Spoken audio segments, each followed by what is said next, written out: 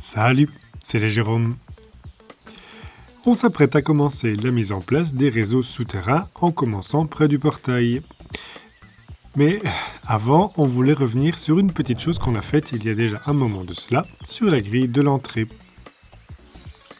Car après les travaux de rénovation du muret de la grille qu'on avait fait réaliser avec votre soutien, il y avait eu un petit souci avec les deux piliers intermédiaires du portail. En effet, ils se sont assez fort penchés vers l'intérieur.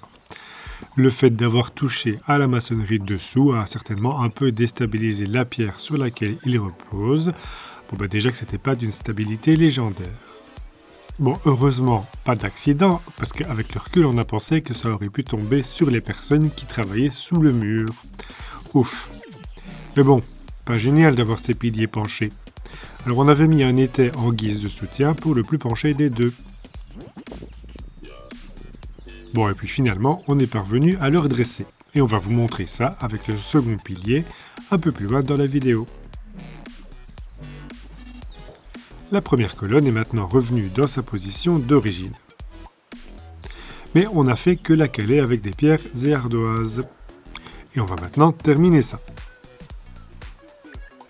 Pour retirer les pierres, il faut soutenir à nouveau le tout.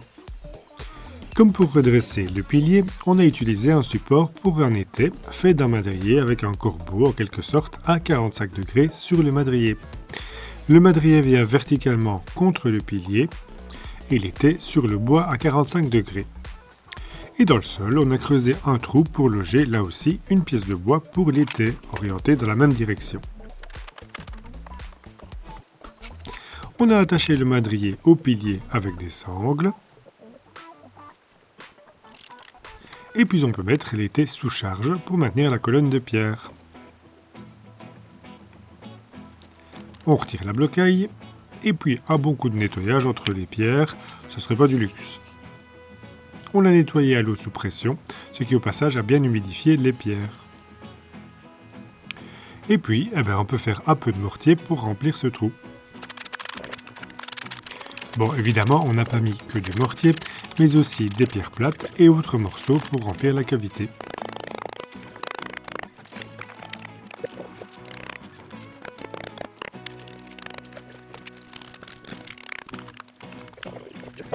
Et hop, voilà. Alors on a laissé volontairement le joint assez creux, car le jour où on s'attaquera à la restauration du portail, il n'est pas impossible qu'on fasse une reconstitution de pierre et faire comme si de rien n'était. Et à propos d'étai, l'étai n'est donc plus nécessaire. On va en avoir besoin juste à côté pour le second pilier. En le regardant, on s'est rendu compte qu'il n'était pas droit, non seulement car il penche vers l'intérieur, mais qu'il semblait aussi pencher sur le côté, vers le premier pilier. Alors on a d'abord mis l'étai sur le côté, en pensant d'abord le redresser dans ce sens. En plus, la pierre est déjà plus ou moins décollée de ce côté, et à vrai dire, comme pour l'autre, les joints ont été juste refaits au ciment, mais c'est pour ainsi dire plus que les joints qui portent la pierre, parce que tout est creux en dessous. On a tout de même eu un petit doute et le niveau nous a permis de vérifier que le pilier est bien droit dans ce sens. Voilà. Ce qui se passe, c'est que le chapeau, lui, est penché, ce qui a donné l'illusion que tout le pilier l'est également. Encore une chose qu'il faudra penser à faire lors de la réfection du portail. Mais bref, on passe donc au redressement dans l'autre sens qui, lui, est nécessaire. L'étai et le madrier ont été installés. Et puis on fractionne le joint à ciment pour qu'en soulevant la colonne, cela ne prenne pas la pierre du dessous avec ou en arrachant des morceaux.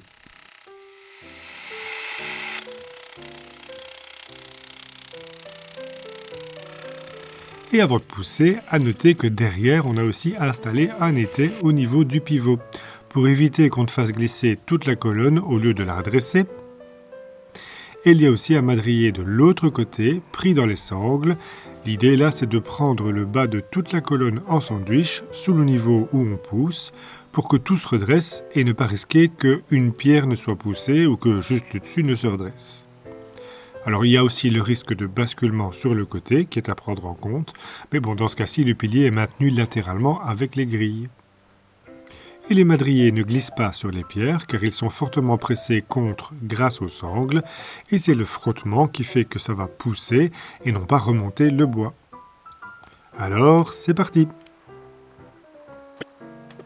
Graduellement, quelques tours du manchon de l'été pour relever tout ça.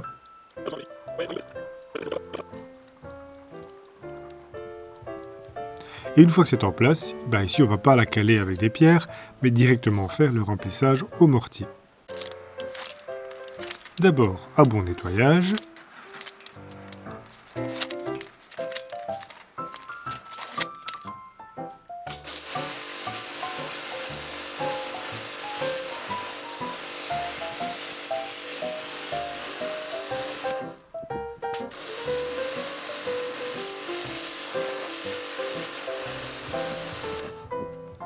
Puis tout comme pour l'autre pilier, du mortier et des pierres pour combler la cavité.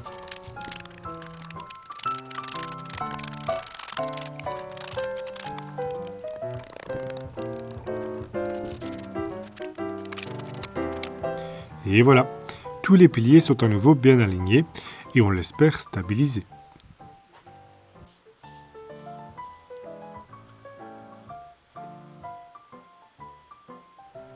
Bon, ce portail d'entrée est loin d'être terminé. Il faut encore faire pas mal de choses, pas juste repeindre les grilles.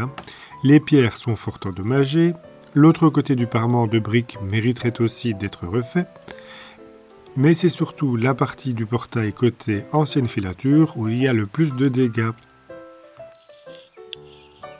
Les pierres sont complètement explosées avec la rouille des pitons d'ancrage, peut-être aussi suite à un choc vu l'état de la grille. Elle ne tient plus que parce qu'elle touche le sol et par la chaîne qui connecte les deux.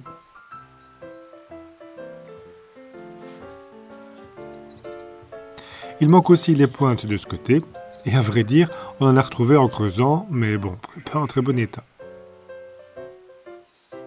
Une autre chose qu'on a remarqué récemment, c'est que les portiques ne sont pas à la bonne hauteur. En effet, tout devrait être aligné sur le haut, et en regardant les traverses horizontales, on s'en rend mieux compte, tout devait être aligné. La hauteur a été modifiée pour on ne sait quelle raison, peut-être simplement pour compenser la remontée des sols. On a d'ailleurs pu observer une espèce de surépaisseur en béton au pied des grilles sur, il semble, la pierre d'origine au niveau du sol. On est assez certain de ce changement de hauteur, car on peut apercevoir les trous d'origine prévus pour l'ancrage des gonds et qui sont juste à la bonne hauteur pour l'alignement du tout. Bon, et puis avoir relevé les grilles, ça a aussi eu un impact sur le dessus des colonnes. Côté maison, la pointe du côté touche le pilier et est tordue. Quant au côté filature, où les portiques ont été le plus remontés, eh bien une entaille a carrément été faite dans la pierre pour loger la pointe. Tout ça ne devrait pas être mis de cette façon, et comme il faudra certainement déposer les grilles, les réparer, refaire les piliers, etc., on remettra les grilles comme il le faut. De gros travaux encore tout ça, mais bon, c'est pour dans très longtemps. Car oui, la prochaine étape, c'est de creuser, car on voudrait commencer les travaux de réseau souterrain, et on pense au futur pour ne plus devoir rouvrir le sol de ce côté. Merci d'avoir suivi cette vidéo, on espère qu'elle vous a plu, portez-vous bien, et à bientôt.